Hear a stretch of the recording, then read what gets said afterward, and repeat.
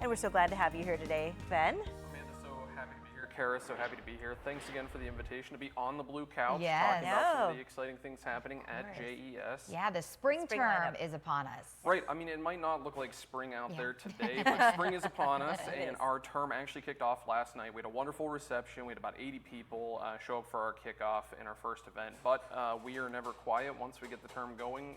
Programming tonight at one of our satellite locations.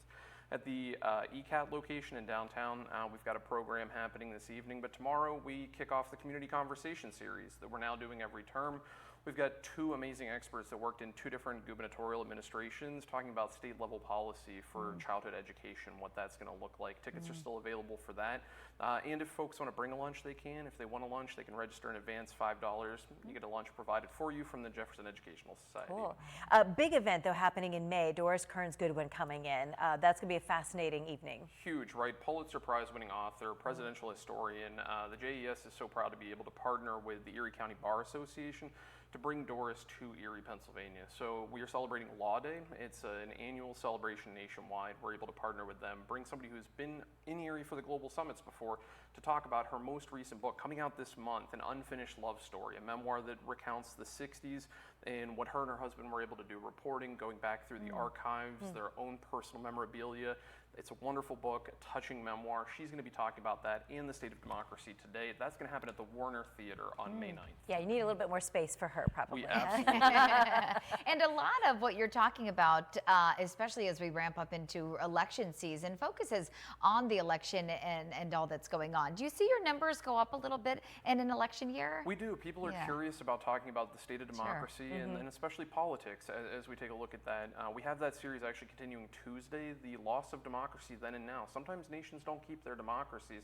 It's important to look back at history to understand the present, to anticipate the future. And we're going to take a look at Germany.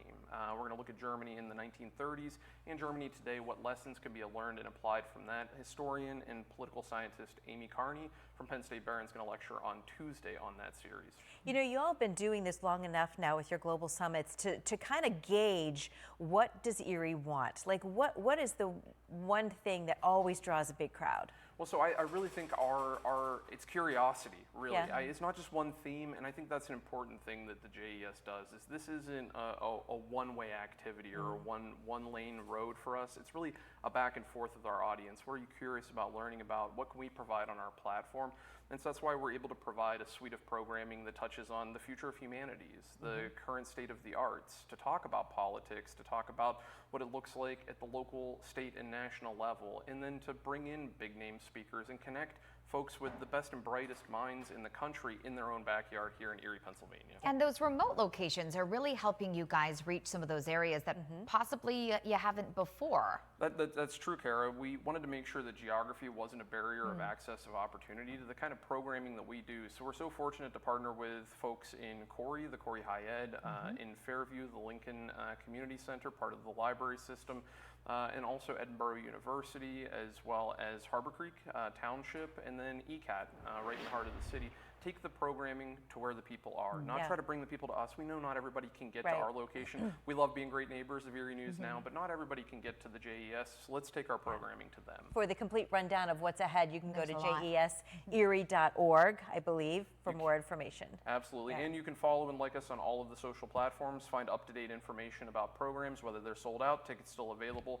Find us anywhere you like to plug into the internet. Great, and the spring term is rolling on. Ben, we always love having you here. Thanks for coming tonight. It's good to see you. Thanks so much. Okay, we'll be right back.